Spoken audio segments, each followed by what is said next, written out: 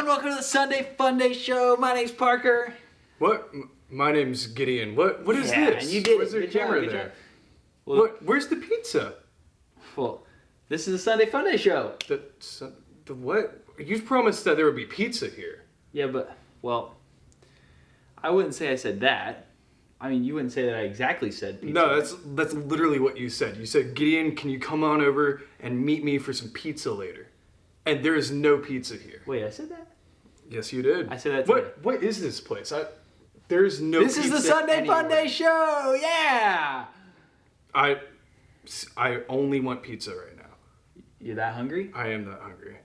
But I really need your help with this. I mean, I know there's not any pizza, but can you just help me with this? I mean, please? I mean, is there any pizza in this deal? Oh my gosh.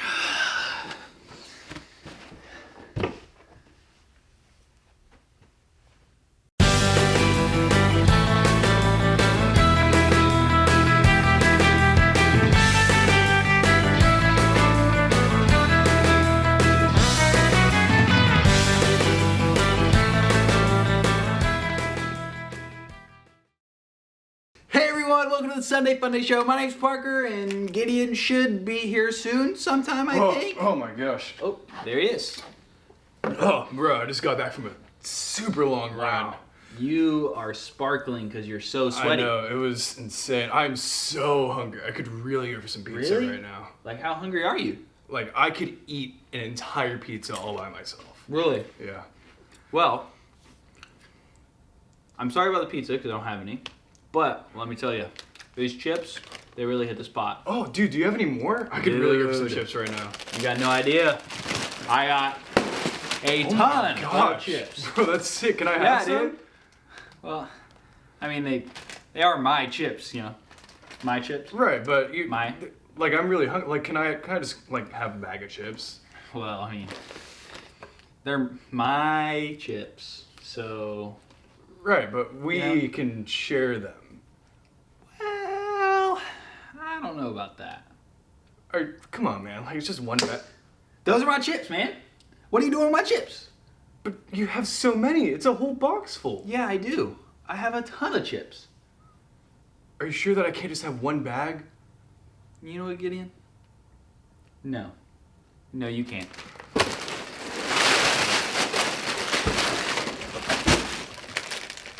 I think it's time for a Bible story. Hey guys, what's up? I'm Livy. I'm so excited because today's scripture is Mark 12:41 through 44. And it's the perfect verse to talk about worship and giving. Really, that's something all of us need to talk about. But first, I need to go find someone to help me.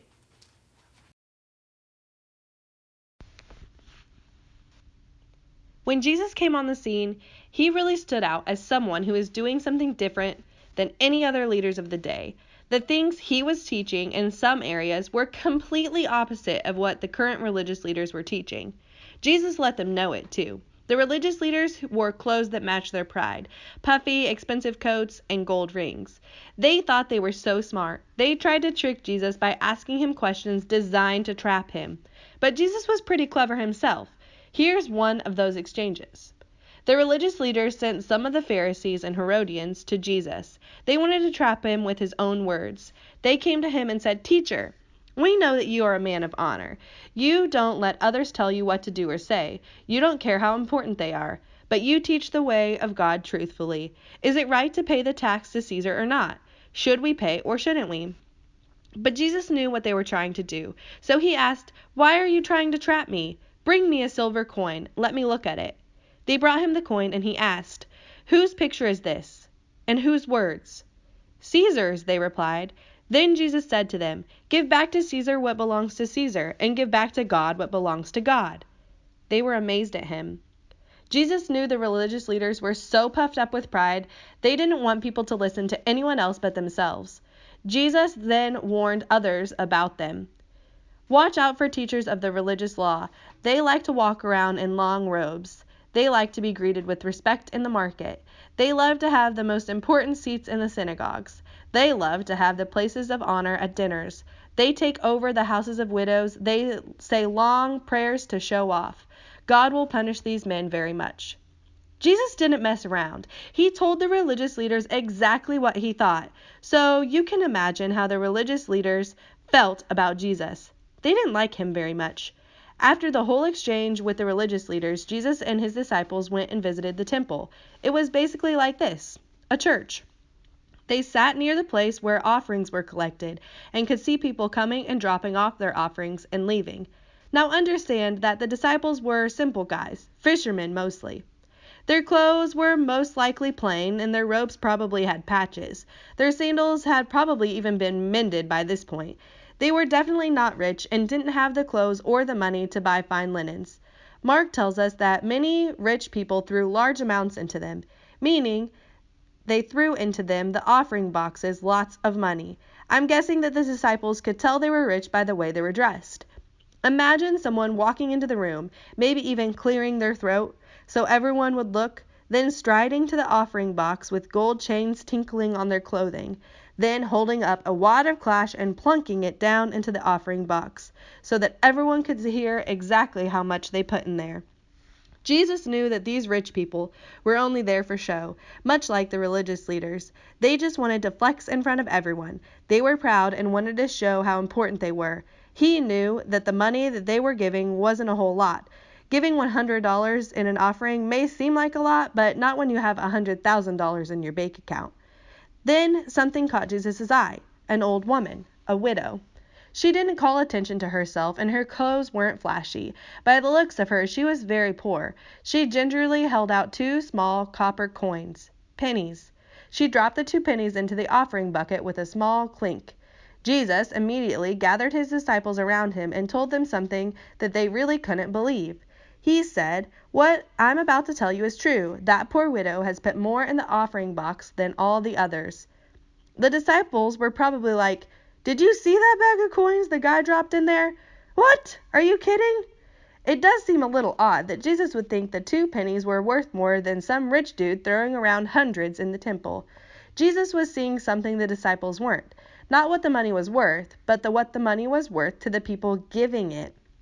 They all gave a lot because they're rich, but she gave though she was poor. She put in everything she had that was all she had to live on. We need to understand something about women back in Jesus' time. Very, very few of them worked. Most of them stayed home and took care of the home and the family while the men earned the money.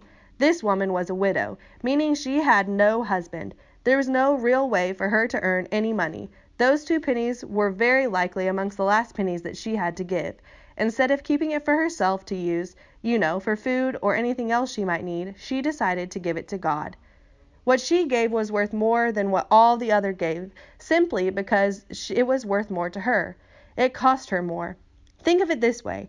If you got $100 for your birthday and your friend asked for $1 to buy a Coke, you'd think, sure, no problem.